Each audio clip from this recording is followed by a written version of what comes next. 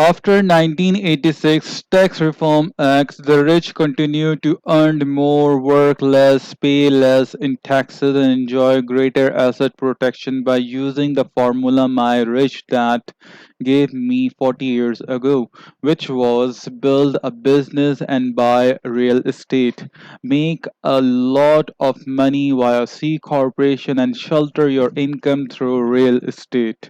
While millions upon millions of American work pay more and more in taxes and then pour billions each month into mutual fund, the rich are quietly selling the shares of their C corporation, making them even richer, and then buying billions in investment real estate. A share of a C corporation allows the buyer to share in the risk of owning the company. A share of stock does not allow the shareholder the advantage that owning C corporation and investing in real estate offer. Why did Rich Dad recommended building businesses in C corporation and then buying real estate? Because the tax laws reward people who operate that way. But this is the subject. This is beyond the scope of this book. Just remember the words of such immensely wealthy people such as Ray Kroc, founder of McDonald's. My business is not hamburger, my business is a real estate. My rich dad who drummed into my head, build business and buy real estates. In other words, seek my fortune on the right side of the cash flow quadrant to take full advantage of the tax laws. In 1990, President George Bush raised taxes after promising, watch my lips, no news. Watch my lips, no new taxes. In 1992, President Clinton signed into law that the largest tax increase in recent history. Again, those increase affected the E's and the S's, but the B's and the I's were the most part not affected. As we progress further away,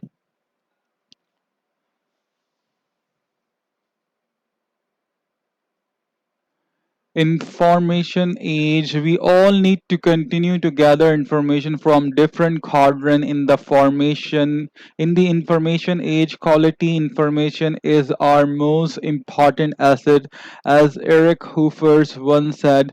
In times of change, learners inherit the earth, while the learned find themselves beautifully equipped to deal with a world that no longer exists. Remember, everyone financially everyone financial situation is different. That is why I always recommend: number one, seek out the best professional and financial advice you can find.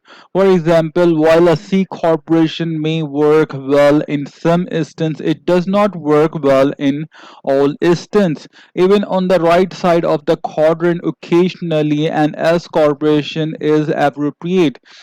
Option number two, remember that there are different advisors for the rich, the poor, the middle class, just as there are different advisors for the people who earned their money on the right side and on the left. Also consider seeking advice from people who are already where you want to go. Option number three, never do business or investing for tax reason. A tax break is an extra bonus for doing things the way the government wants. It should be a bonus, not the reason. Number four, if you are a reader who is not a US citizen, this advice remains the same. Our laws may be different, yet the principle of seeking competent advice remain the same. People on the right side operate very similarly throughout the world. Part number three, how to become a successful BNI. Chapter 10, take baby steps. Most of us have had most of us have heard the saying, a journey of 1,000 miles begins with a single step. I would like to modify that statement a little. Instead, I would say a journey of 1,000 miles began with a baby step. I emphasize this because I have given too many people attempt to take great leap forward instead of taking baby step. We have all seen people who are completely out of shape suddenly decide to lose 20 pounds and get into shape. They begin a crash diet, go to the gym for 2 hours, and then jog 10 miles. This lasts maybe a week. They lose a few pounds, and then the pain, boredom, and hunger begins to wear away at their willpower and determination. By the third week, their old habits of overeating, lack of exercise, and television are back in control. Instead of taking a great leap forward, I would strongly recommend taking a baby step forward. Long term financial success is not measured in how big your stride is. Long term financial success is measured in the number of steps in which direction you are moving and in numbers of years. In reality, that's the formula for success or failure in any endeavor. When it comes to money, I have seen too many people, myself include, attempts to do too much with too little and then crash and burn. It's hard to take a baby step forward when you first need a ladder to get yourself out of the financial hole you have dug for yourself. How do you eat an elephant? This section of the book describes 7 steps to guide you on your path to the right side of the quadrant with the guidance of the rich dad. I began working and acting on these 7 steps from the age of 9. I will continue to follow them for as long as I live. I warned you before you read the 7 steps before, because for some people the task may seem overwhelming, and it will be if you try to do it all on one week. So please begin with the baby step. We have all heard the saying, Rome was not built in a day. The saying I use whenever I find myself feeling overwhelmed by how much I have to learn is, how do you eat an elephant? The answer is one bite at a time, and that is how I would recommend you proceed. If you find yourself feeling even a little bit overwhelmed by how much you may have to learn in order to make the journey from the E and S side and the B and I side, because please be kind to yourself and realize that the transition is more than just mental learning. The process also involves emotional learning. After you can take baby steps for 6 months to a year, you can ready for the next saying, yeah, which is you got to walk before you can run. In other words, you go from baby step to walking and then to running. This is the path I recommend. If you don't like this path, then you do what millions of people do who want to get rich quickly, the fast and the easy way, which is to buy a lottery ticket. Who knows, it might be your lucky day. Action beats inaction. To me, one of the primary reason E's and A's have difficulty moving to the B and I side is because they are too afraid of making mistakes. They often say, I have a fear of failing, or they say, I need more information, or can you recommend another book? Their fear or self doubt is primarily what keeps them trapped in their quadrant. Please take the time to read the 7 steps and complete the action step in at the end of each step. That's for most people is enough for a baby step to get you moving in the direction towards the B and the I side. Just doing those 7 steps will open whole new world of possibility and change. Then just keep taking small baby steps. Nike's slogan, just do it, say it best. Unfortunately, our schools also say don't make mistakes. Millions of highly educated people who want to take actions are paralyzed by the emotion of fears of making mistakes. One of the most important lessons I have learned as a teacher is that true learning requires mental, emotional, and physical learning. That is why action always beats inaction. If you take action and make mistake, at least you learned something, be it mentally, emotional, or physically. A person who continues searches for the right answer is often afflicted with the disease known as analysis paralysis, which seems to affect many well educated people. Ultimately, the way we learn by making mistakes. We learn to walk and ride a bicycle by making mistakes. People who are afraid of taking actions out of fear of making mistakes may be mentally smart but emotionally and physically handicapped.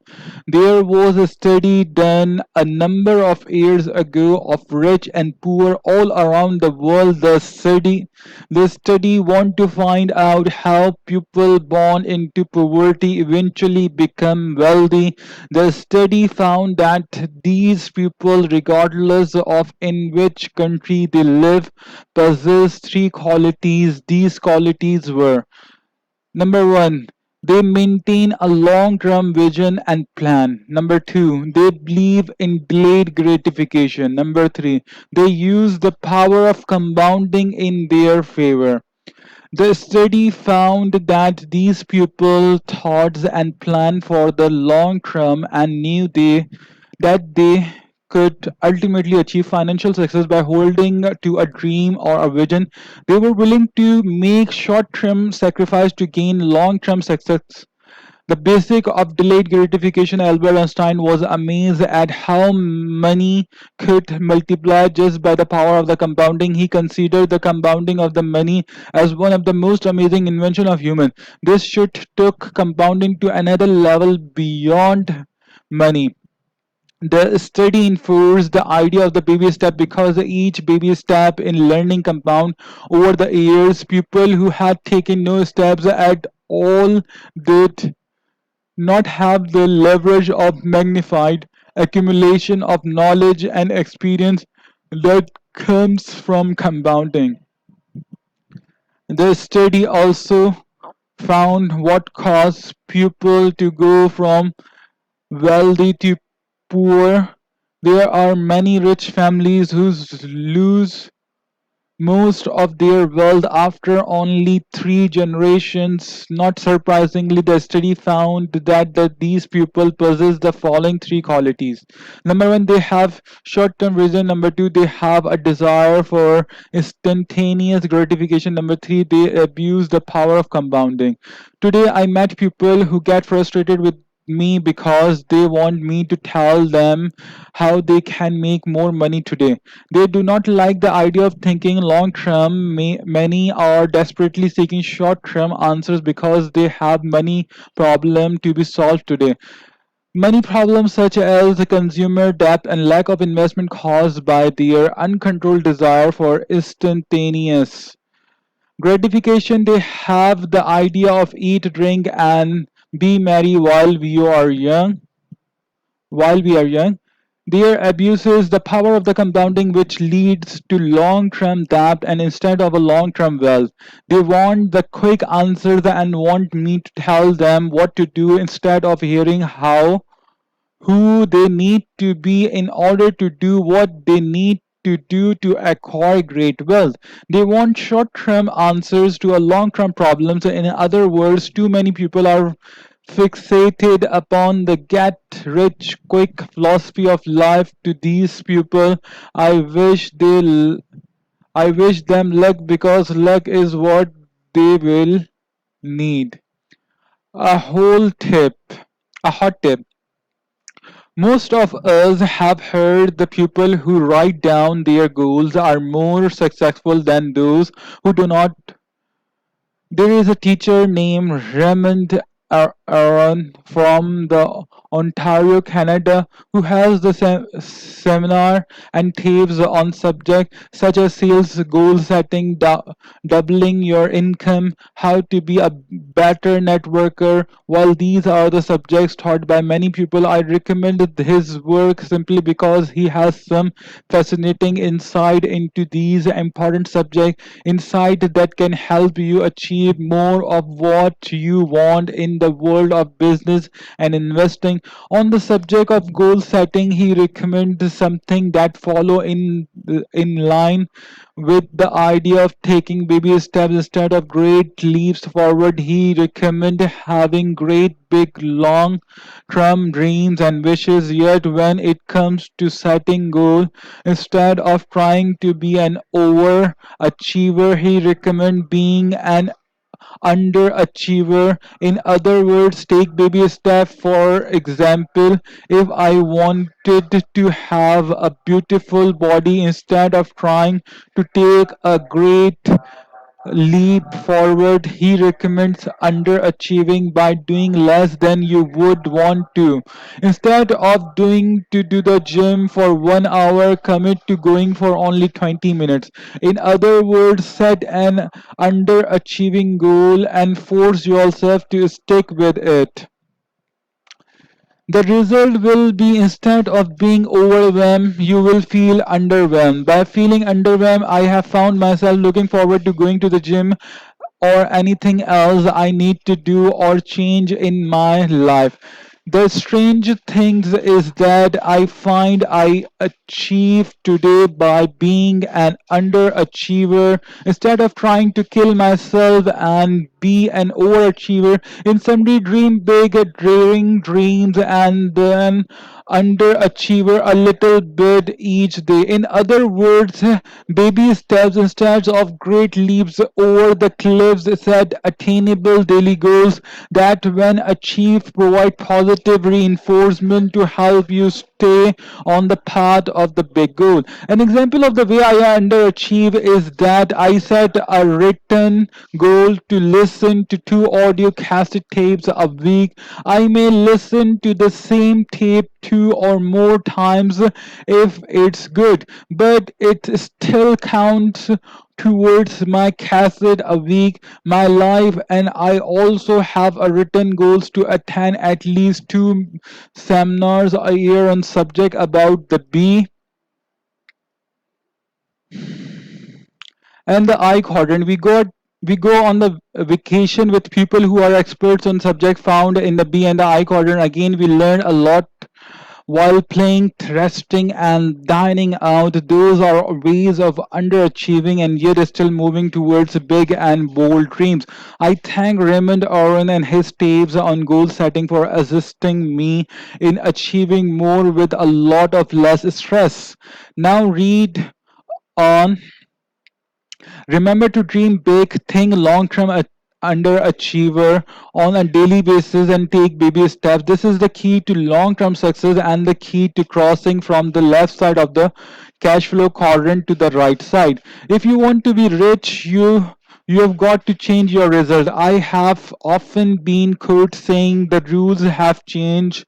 When people heard these words, they nod their head in agreement, say, yes, the rules have changed. Nothing is the same anymore. But then they go on and do the same old things.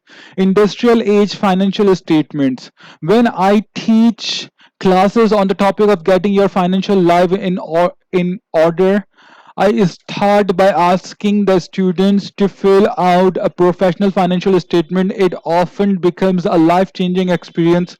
Financial statements are much like x rays. Both financial statements and x rays let you see the what you unassisted eye cannot. After the class members have filled out their statement, it is easy to see who has financial cancer and who is financially healthy. Generally, the one with financial cancer are those with industrial age ideas.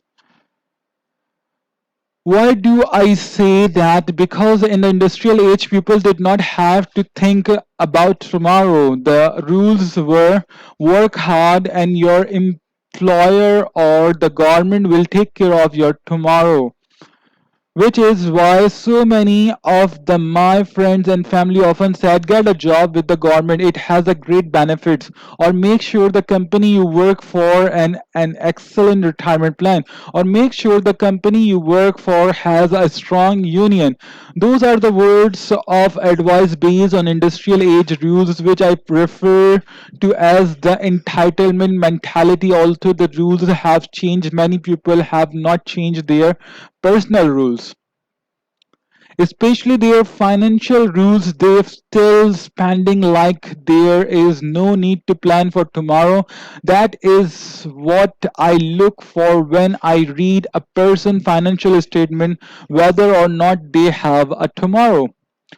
Do you have a tomorrow? Keeping things simple, this is what I look for and on a personal financial statement. Income, expenses today, balance sheet tomorrow, assets, liability yesterday.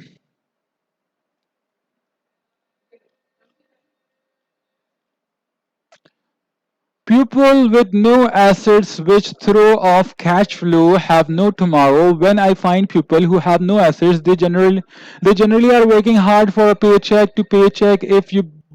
If you look at most people expense column, the two biggest monthly expenses are taxes and debt services for long term liabilities.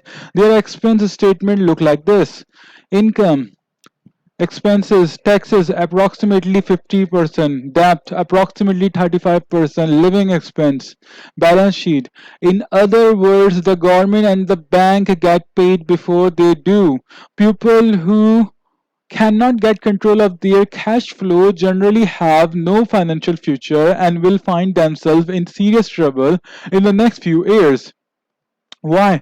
A person who is only in the E quadrant has little protection from taxes and debts. Even an S can do something about these two financial cancer. If this does not make sense to you, I would suggest reading or rereading Rich Dad Poor Dad, which should make this and the next few chapters easier to understand. Three cash three cash flow pattern. As stated, a rich dad, poor dad, there are three basic cash flow pattern: one for the rich, one for the poor, and one for the middle class. This is the cash flow pattern of the poor: income, job, expenses, balance sheet. This is the cash flow pattern for the middle class: job, expenses, liabilities. This cash flow pattern is considered normally and intelligent by our society. After all, the people who have this pattern probably have good high paying jobs, nice homes and cars and credit cards. This is what my rich dad call the working class dream. When I play my educational board game cash flow with the adults, they usually struggle mentally. Why? Because they are being introduced to financial literacy, which means understanding the numbers and the words of money. The games take several hours to play, not because the game is long, but because the players are learning a completely new subject. It is the most like learning a foreign language. But the good news is that this is a new literacy, can be learned quickly, and then the game pick up speed. It's pick up speed because the players are smarter, and the more they play the game, the smarter and faster they become, all the while having fun.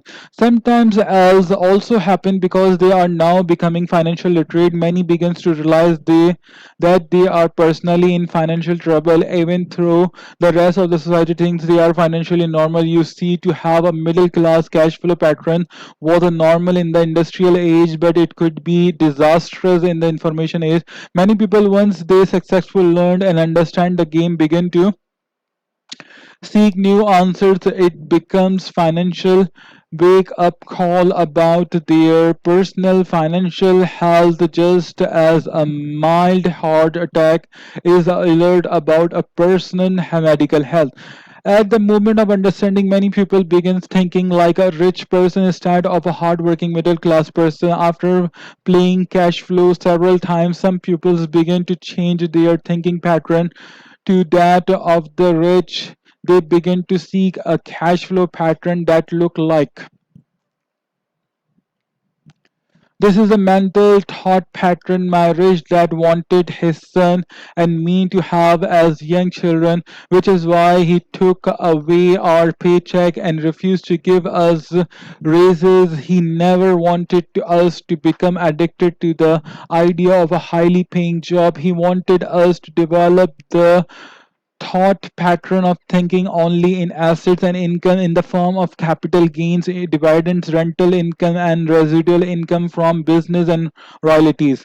For people who want to be successful in the information age, the faster they begin to develop their financial intelligence and emotional intelligence to think in this pattern, the faster they will feel more financial secure and financial freedom in the world of less and less job security.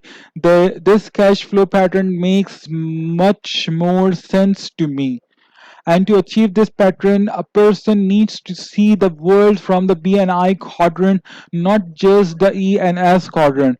I also call this an information age financial statement because the income is generated strictly from the information, not hard work. In the information age, the idea of hard work does not mean the same thing as it did in the agrarian age and the industrial age. In the information age, the people who work physically and the hardest will be paid the least. It is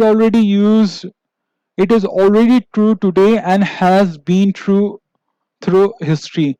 Whoever today when place say Whoever today, when people say don't work hard, work smart, they do not mean work smart in the E or S quadrant. They actually mean work smart in the B and the I quadrant. That is information age thinking, which is why financial intelligence and emotional intelligence are vital today and will be vital in the future. So what is the answer? Obviously, my answers is to re-educate yourself to think like a rich person, not a poor or a middle class person. In other words, to think and look at the world from the B and the I quadrant. However, the solution is not as simple as going back to school and taking few courses to be successful in the B and the I quadrant require financial intelligence, system intelligence, and the emotional intelligence. These things cannot be learned in a school.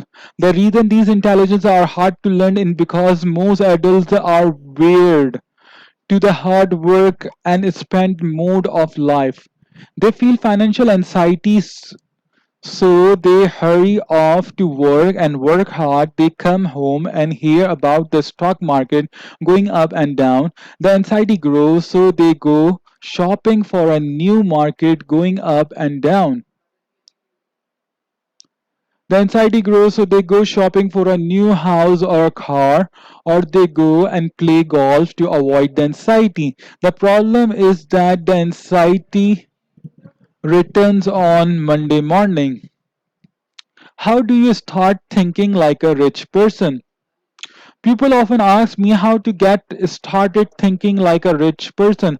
I always recommend starting small and seeking educated rather than running out and simply buying a mutual fund or a rental property.